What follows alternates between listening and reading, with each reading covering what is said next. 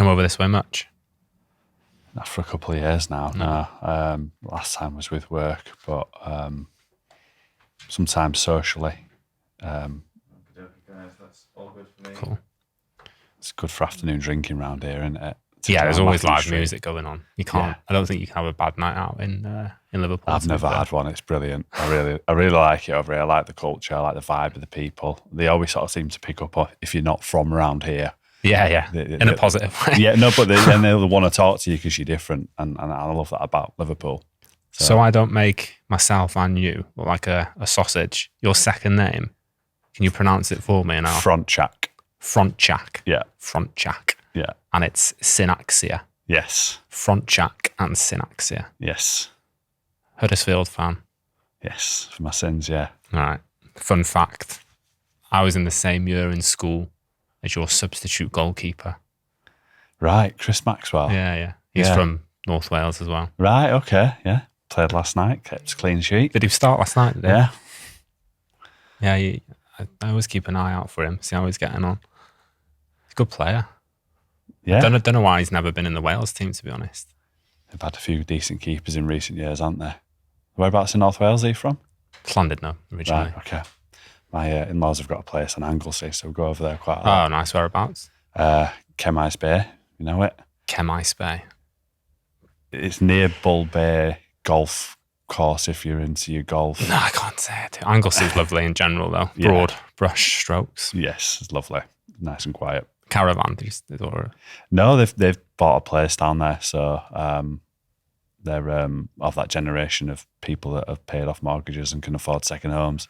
So spend most of their time on the A55. Yeah, but we love going down there. It's quite quiet around there. The beach is really secluded. You've got a lovely view of Wilfer Power Station on the headland. But other than that, it's nice. That's all right.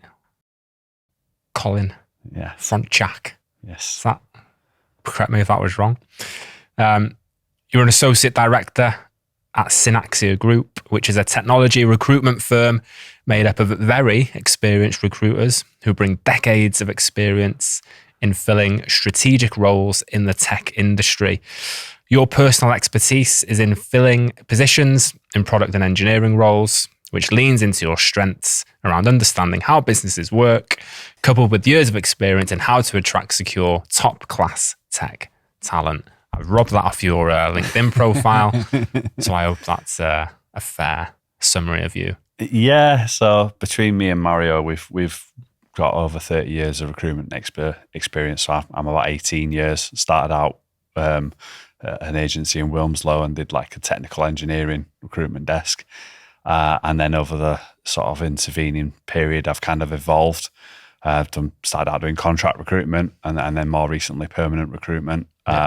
Spent 10 years where I've become reasonably well known in the Northwest product scene, working for quite a big name agency in Manchester. And then at the start of this year, I've joined up with Mario, a former colleague.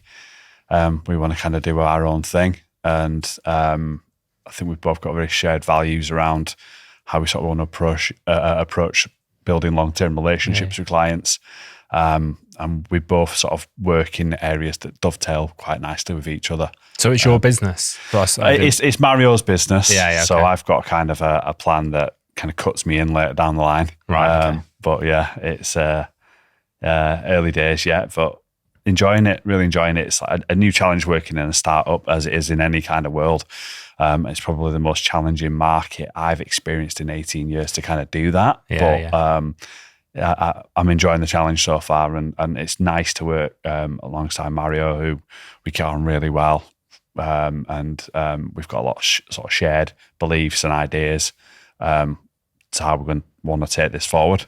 What's his second name so people can... Mario Michaels. So for those people that know him, he's worked around sort of Manchester tech scene for about 12 years now. And he deals more in sort of architecture and CTO type hires. Oh, okay. So see if this sounds familiar. I've had to cut it down slightly because you put out quite a long post maybe last week. So I'm failing to see how the current IR35 rules are benefiting the wider IT jobs market. apart from organizations that perhaps find it easier to manage vendors, in brackets consultancies, over teams of IT contractors. How is this any better? Unless someone much smarter than me can point to increased tax yields by the Treasury, the changes have turned the market into a quagmire. Rant over. So what triggered that post, mate? We'll open that box of frogs straight away. So I as I mentioned before, I started out in contract recruitment, and it used to be, look, I can see how this works both ways, but it used to be that we could get an instruction and literally have someone starting the next day. Yeah. As long as the paperwork was kind of all agreed and everything. And I think that flexibility is just completely being lost in the marketplace. I think the IR35 has brought in a lot of uncertainty. I think for people like myself and anyone that's worked in contracting, you can get your head around how it all works. But the idea of rules and regulations and things to sort of be compliant against, for a lot of businesses, I think it's this is really scary. And actually getting help and advice around that, it's expensive. Maybe don't want to take it from recruiters because they probably see it as we've got an agenda to make sure that we get a placement over the line. I think because of that, I think any kind of red tape is you can kind of perceive it as, I think it's just put a load of sand in the wheels of business, if you like. And I think it's prohibiting a lot of businesses that perhaps want to go down that route from doing it because they're scared of any kind of repercussions around tax and anything blowing back against them. Similarly, I think it's, in some respects, I think it's been a good thing in that I think there was a lot of people that were getting into contracting 6-7 years ago that I don't think were worthy of being contractors. And I know that sounds kind of harsh, but I think they were perhaps taking advantage of the market dynamics of there being a shortage of certain types of skills, and they weren't necessarily offering an expertise and an ability to hit the ground running. They just wanted the money. Maybe I shouldn't be saying that. I don't know. Maybe we'll edit that bit out. No, I think I don't think it's unfair. The reality is, but people, I think it's an important conversation to have because people don't like talking about it. Contracting was and remains lucrative in terms of day rates. Maybe not at the moment, maybe not as much as they would like at the moment. And I think as a business owner and contractor, if that makes any sense, I think sometimes there's a bit of perspective lost in terms of the day rates that were and are now. But my thought on it is always, look at the day rate of a supply teacher. Yeah. And you're moaning about not getting £600 a day. Yeah.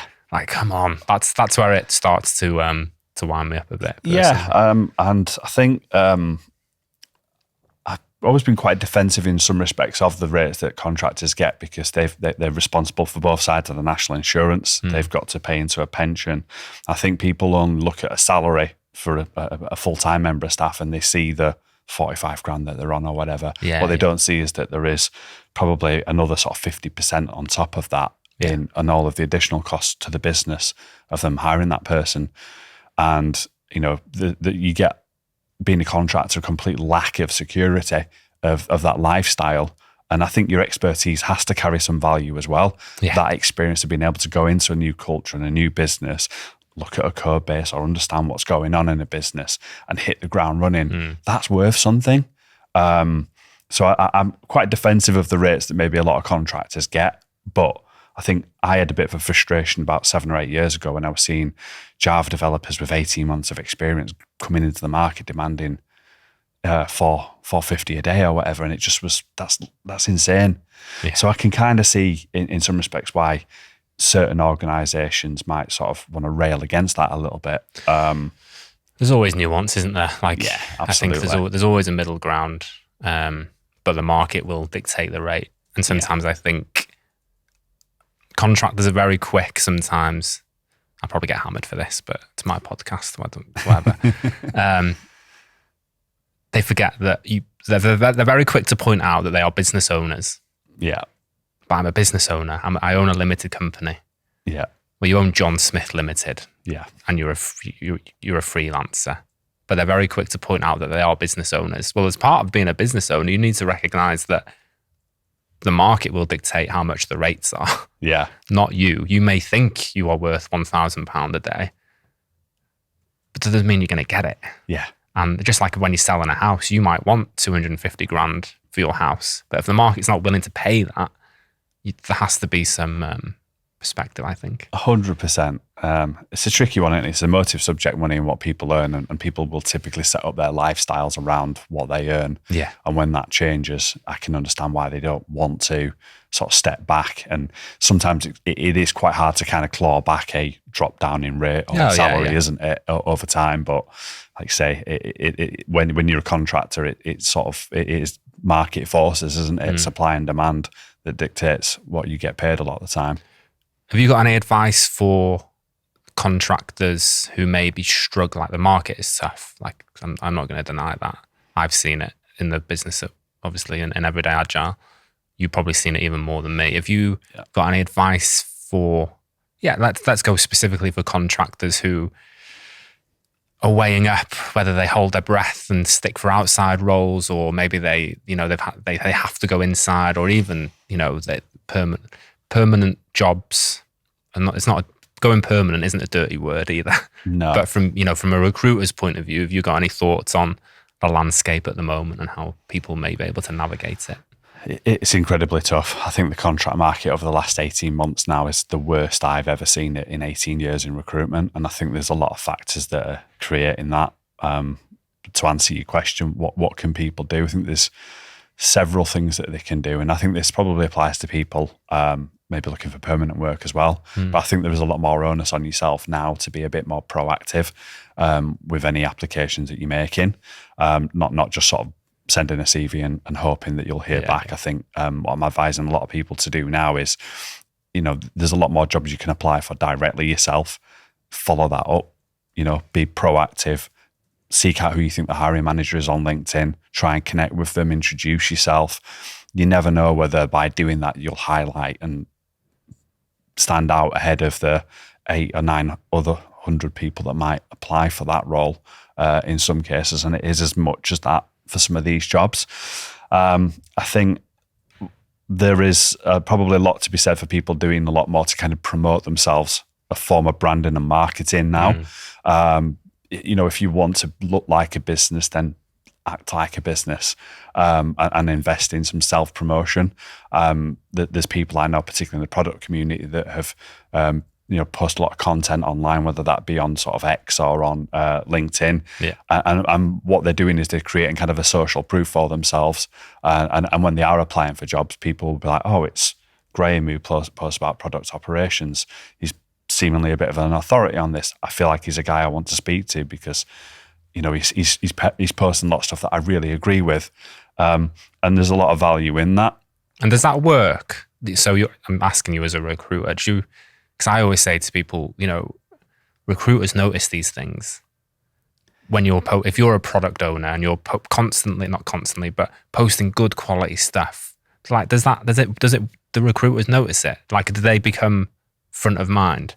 I notice it, definitely. And I'd probably say some of my contemporaries probably will do as well. I think we've still got to kind of approach it as a, objective, proper qualification of that candidate. Are they still the right person? But absolutely, because it's a form of keeping that individual front of mind to the recruiter. And as you might imagine, my kind of talent pipelines are a lot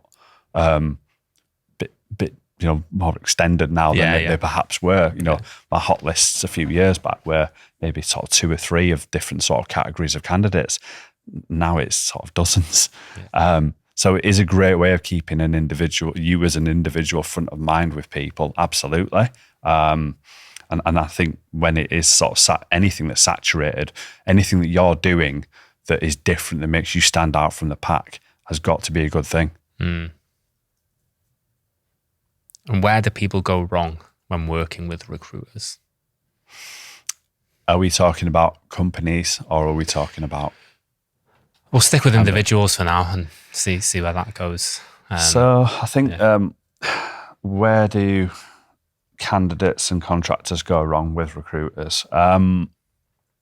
This is a difficult one. I think there is an expectation that, look, the good ones will work to help the candidates, but there is a reality, particularly where there's sort of volume recruiters operating on behalf of, let's take, for example, a bank.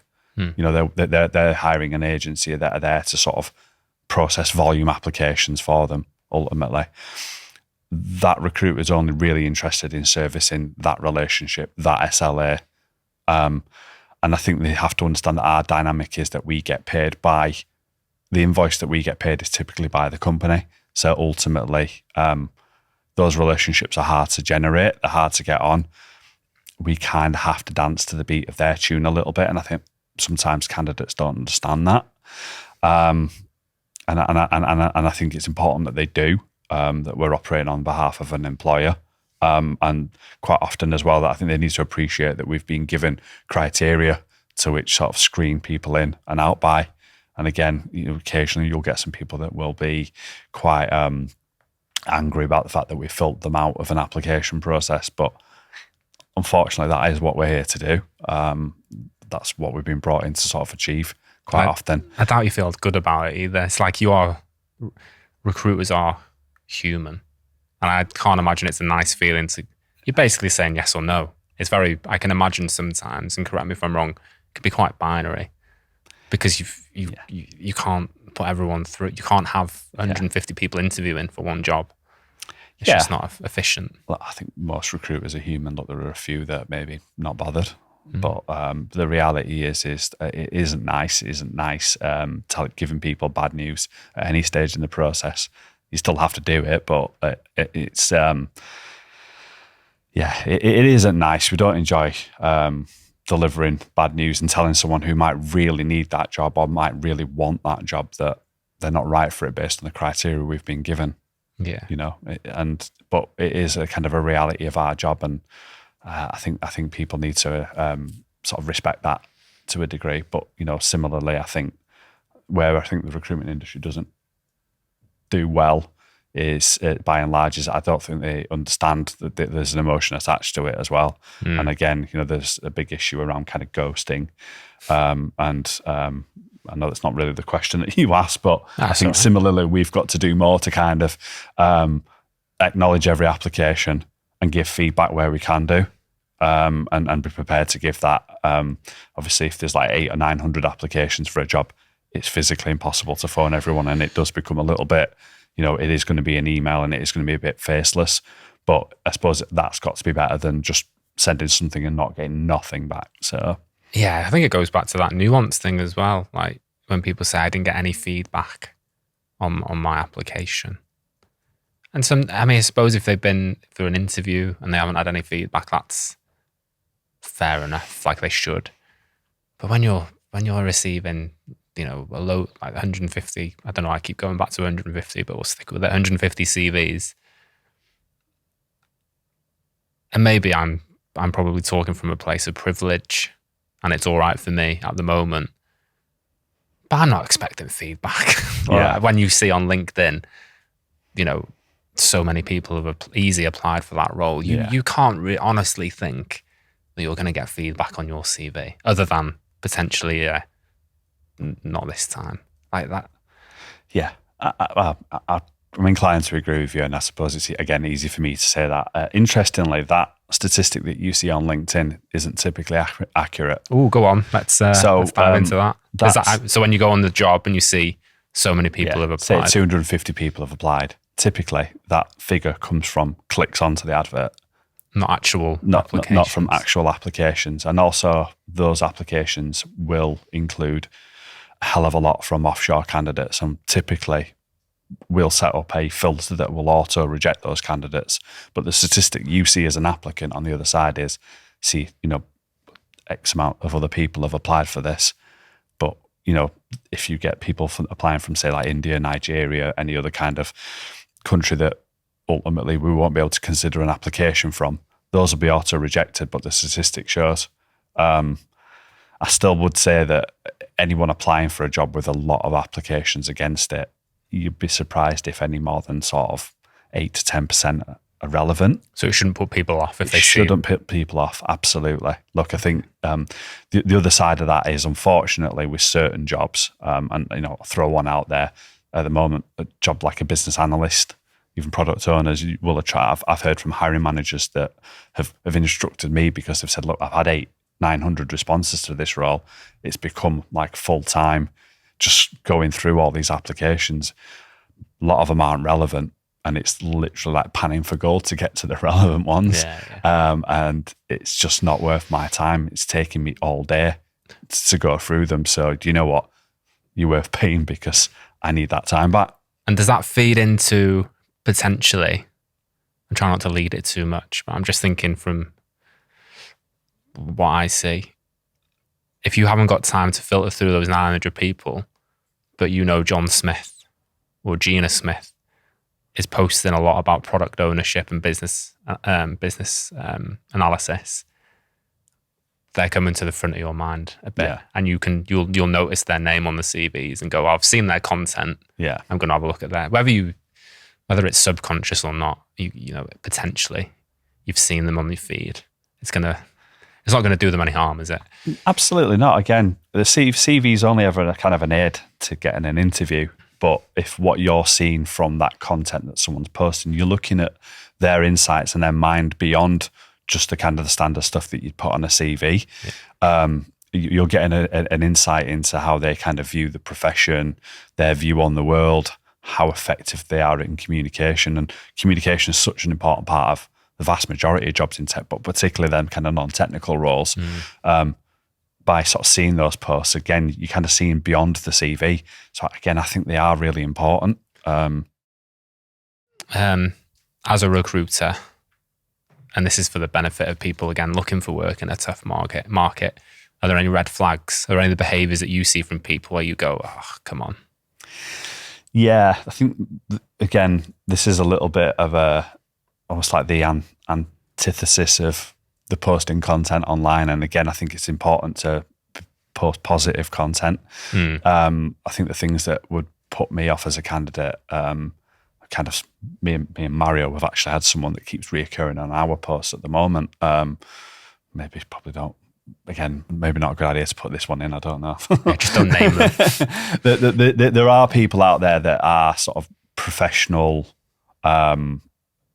contrarians, if you like. Whatever someone posts, they have an opposite view, right? Regardless of whether it's sort of a very, very valid point or post that someone puts or not. I've had one myself on Friday where a guy, I sort of had to catch myself how I replied to him because his view was just so kind of out there, and just was like, yeah, whatever. But you will see people that are like that. And again, that gives an insight into your personality. Are you someone that's just professionally quite difficult to work with because you always hold the contrarian view to everyone else? Are you a bit of a grump? Someone that will spend the entire day on social media commenting negatively doesn't sort of, to me, point to someone that's a happy individual. Yeah. No one wants to work with someone that's not a happy individual, do they? So I think that's one thing that I would say is a bit of a red flag. Look, there's no getting away from it. And I think there are a lot of caveats to this, but people that maybe have jumped and changed jobs quite a lot. Even contractors? Contractors, I think, slightly different. But I think with contractors, if you see someone that maybe does, and let's pluck a job out of the air, but if you're a program manager and you're constantly only spending 3 months, 4 months, no more than 6 months in any kind of contract over a prolonged period of time.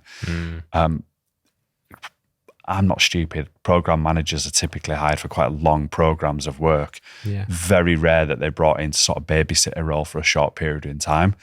And I can't imagine that any program manager or, sort of senior project manager has been hired to kind of do 3 months, 3 months, 3 months, 3 months in the CV all the time. Again, I think there are sort of exceptions to that. And I think we've gone through a period over the last 4 years economically where there's been a lot of turmoil. There's been pandemics. There's been booms and busts in the market. And I think that you can forgive people that have maybe made a few moves that haven't quite worked out, or they've made a move and they lost a job due to COVID. They then joined a shooting star of a business that's then gone pop. You can forgive that. That's my job to kind of find that out and understand it. But the red flags start to come where you sort of see people that are joining businesses that have got great reputations of places to work, and they somehow found dissatisfaction in them. And then they went somewhere else and they found dissatisfaction in that for this reason. I think I did a post recently about this, and I think the key to that is I think sometimes people really need to delve into what their values are, and what it is that they actually want that will make them happy, and really sort of come up with a bit of a framework for looking for future jobs themselves to benefit them. It's much the same way that where companies sort of hire people based on values.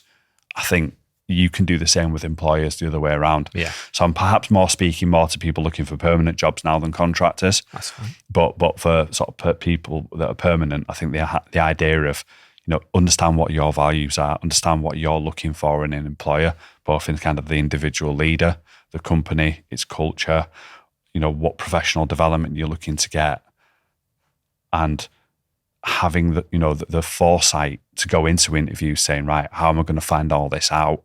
Ask questions, go beyond just looking at Glassdoor reviews. Yes, they're a decent indicator, but go into an interview, ask these questions and find out, does it meet your needs in these areas?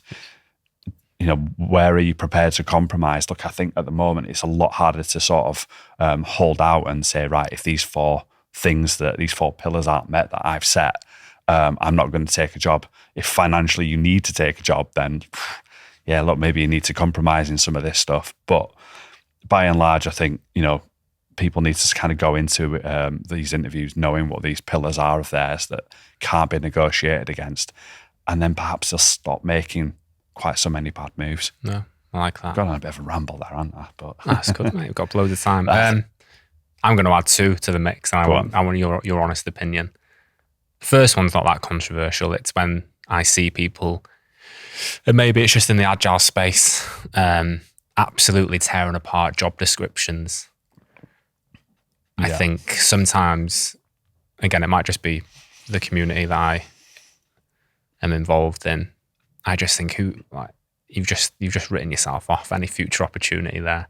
And how do you know that you don't know who's written that job description? It could be recruiter day one who has just been told, put that up on LinkedIn, and they've gone, yeah, no worries. And it's never going to be the perfect job description. That's the point of the interview, in my opinion. Yeah. To offer feedback. This is what I've noticed about the job description. What do you mean by that? Because I'm a scrum master, and this seems more like a project manager role, for example.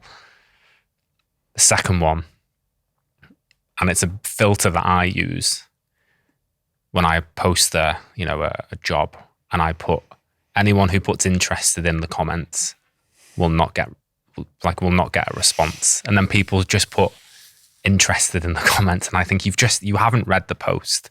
One, you'll then put in work on the recruiter or the hiring manager to go through all of those interested. They're not going to do it. And I just think read the post properly. And if it says don't do something, don't do it. Yeah. But I'm happy to be corrected. No, I'd agree with you. I think to tackle that second point, I'd agree with you on that. I do tend to find the people that comment interested typically aren't eligible to apply for the job anyway, or don't meet the criteria of the job more often than not. As you say, I think there's a lot to be said for being quite details orientated and looking at how that has been written and what you're asking people to do. So that very basic idea of not following a basic instruction, again, would worry me anyway, regardless of whether they might be suitable for the job or not. Yeah. But so I mean, I'd be inclined to agree with you. Again, in some cases they might be dyslexic and haven't read it, been able to understand it. But yeah. But fair. Other than that, I think more often than not, you're probably right. Tackling your first point.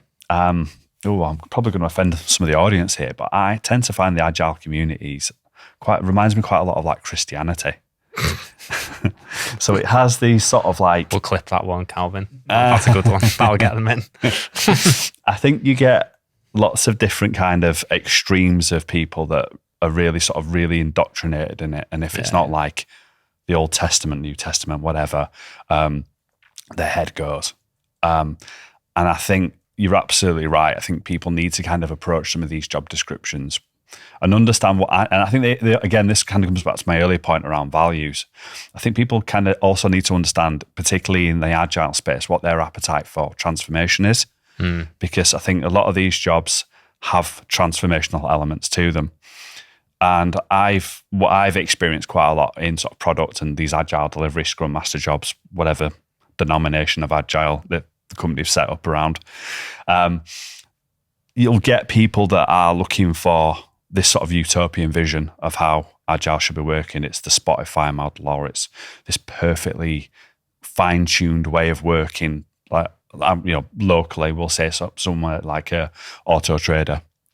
They were one of the first in the Northwest to kind of go down that track, and great place to work, really look after their staff, this really well-oiled machine.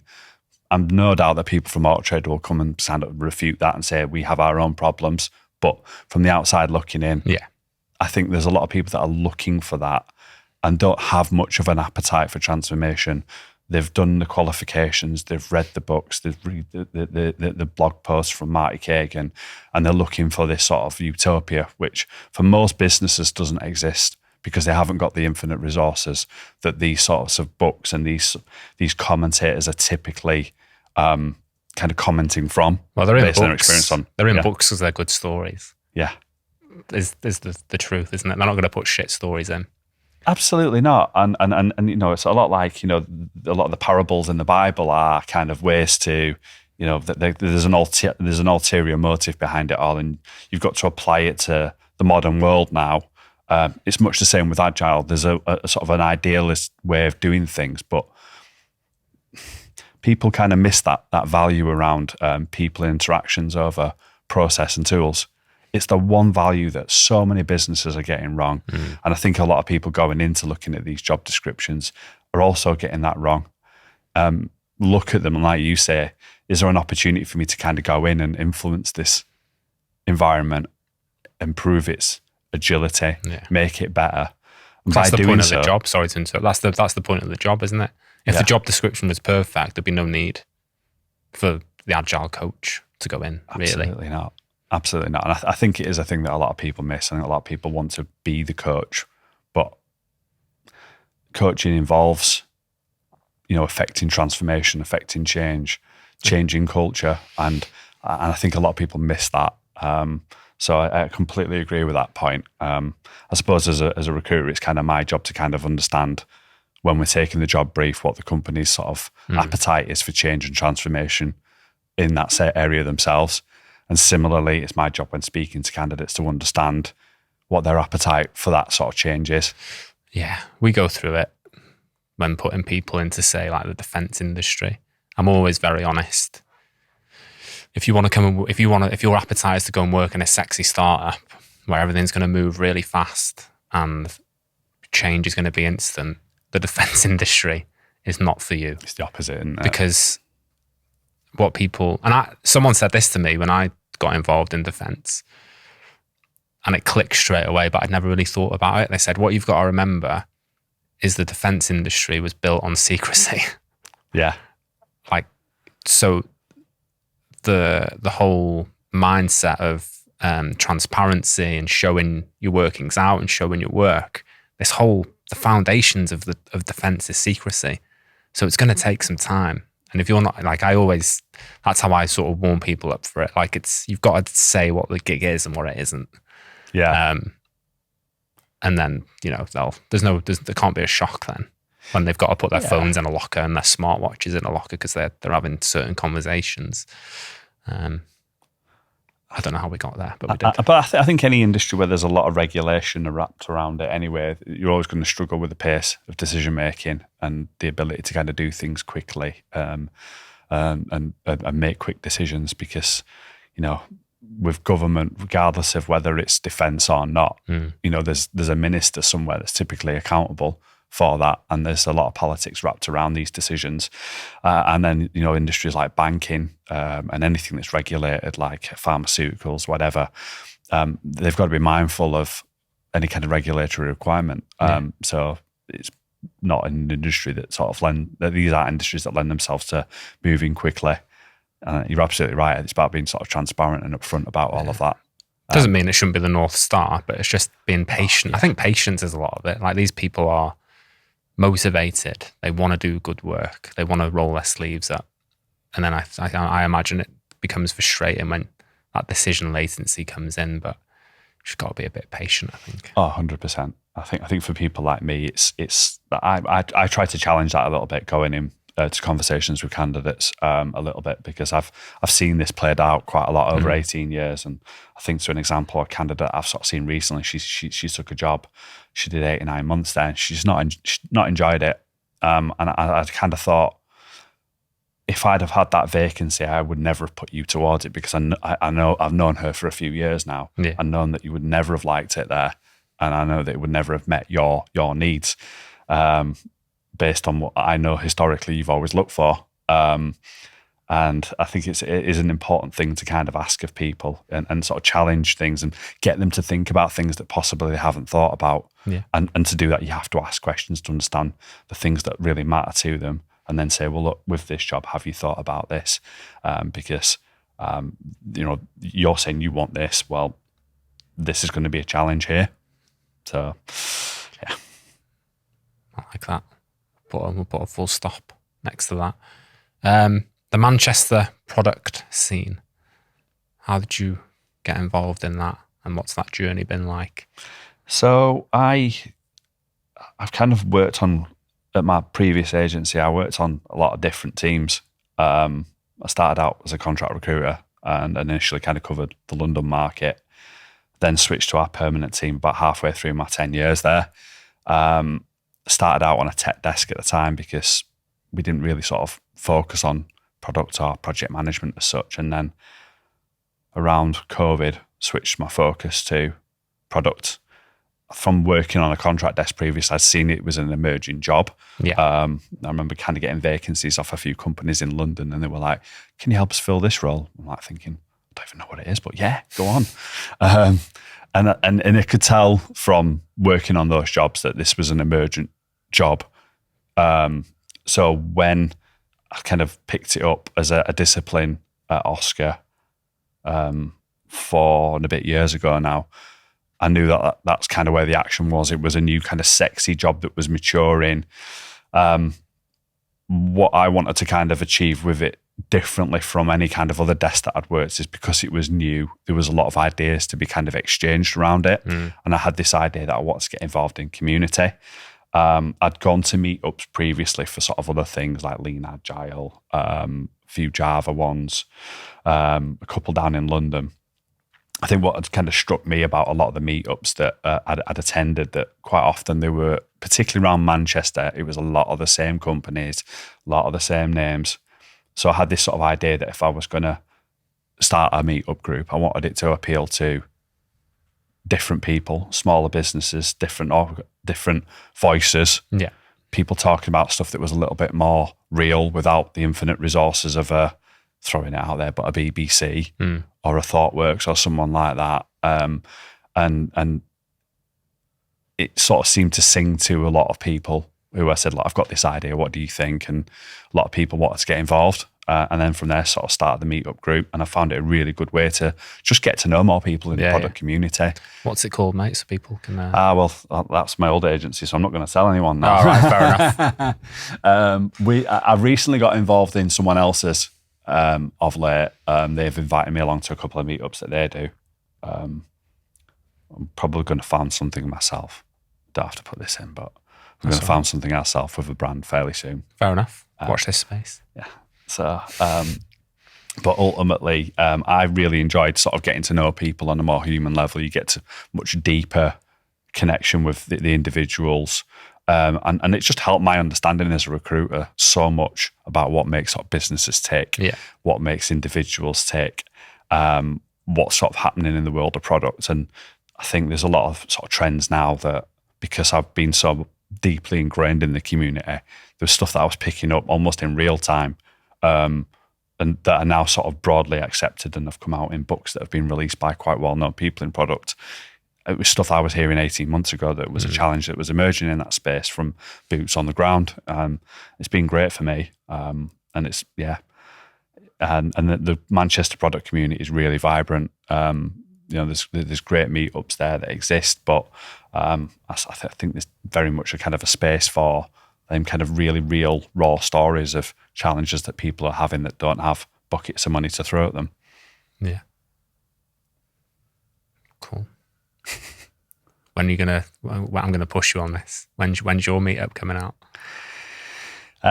It'll probably be a 2025 thing. It's the truth be told now. So it's. I'd say they've done a couple this year, but I think these things kind of take a bit of thinking and a bit of time. I think you need to be able to invest a lot of time in it. And historically, I had like marketing teams to help me out, whereas now it's going to be entirely me doing it. So I think I'm going to have to kind of long plan it, and it's time consuming, I imagine, as well, isn't it? And it's not. It's I don't know. I imagine it's delayed gratification. Like you're going to get 2 or 3 people. It's like build up over time, isn't it? Like the biggest meetups probably started with 2 or 3 people, and then they're now bigger. At my old place, we hired a lad that had started one himself at his own agency, and then I think he'd kind of come over to us, and with the resources that we kind of put in behind him with the marketing and just input from other people on how we could refine what he was doing. It became a really massive group, and we were getting, upwards of sort of 130 to 150 people attending at times. I think with his, it was more focused around engineering, but I think what people really liked about that it wasn't just the talks, it was the social thing. And I think it grew at the time as well, because obviously there was a lot more people working from home. This was a chance for them to kind of mix with people like them, discuss concepts with other people outside their organisation. But the social thing was massive. They all went out drinking afterwards and sort of started getting in WhatsApp groups and gaming groups with each other. And I loved that. Manchester Tech Week seems to be quite good at that from what I've seen. Like the social side of it, and it's a whole week, isn't it? So there seems to be something for everyone. Yeah, definitely. And they're a good bunch that are involved in that. I'm still friendly with a few people that are involved in Manchester Tech Festival. I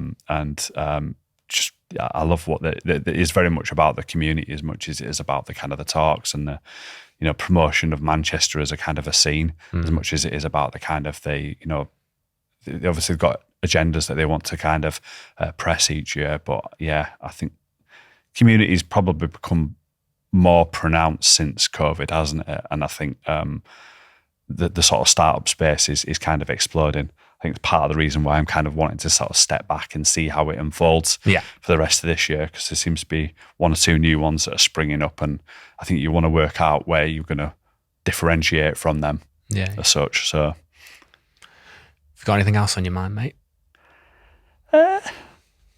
Anything to plug? Anything to get off your chest?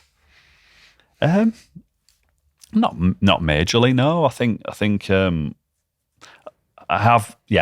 I suppose one thing that you asked a question before about how best to work with recruiters, and I think kind of the understanding. I had a little bit of a rant on social media the other week about this, about how companies engage recruiters and use our services.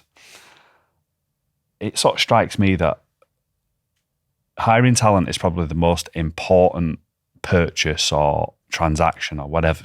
Transaction makes it sound cold, but it's probably the most important thing that any business will do. Your talent is your most important asset.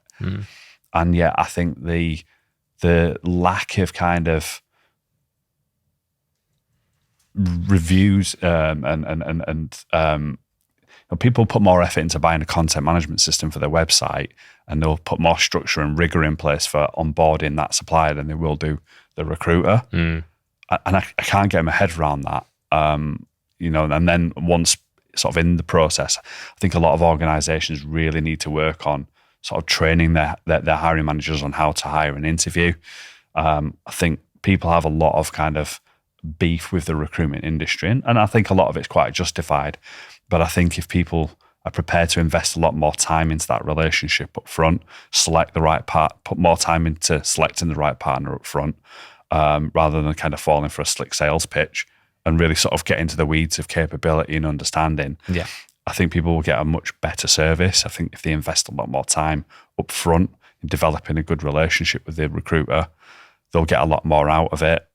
I think people need to understand that we aren't just there to go out and sort of search and select and filter candidates out. A big part of our job is actually to organise and give you advice on how to best fill your role. And I think there is far too many organisations that treat it as a sort of a master-slave relationship.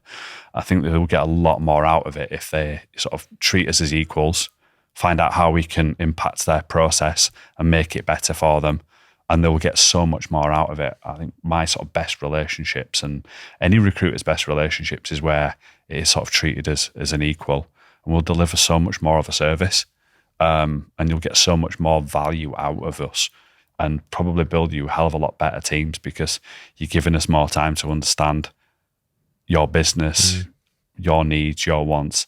And similarly, then we can kind of go out and tell much better stories of your business to prospective talent.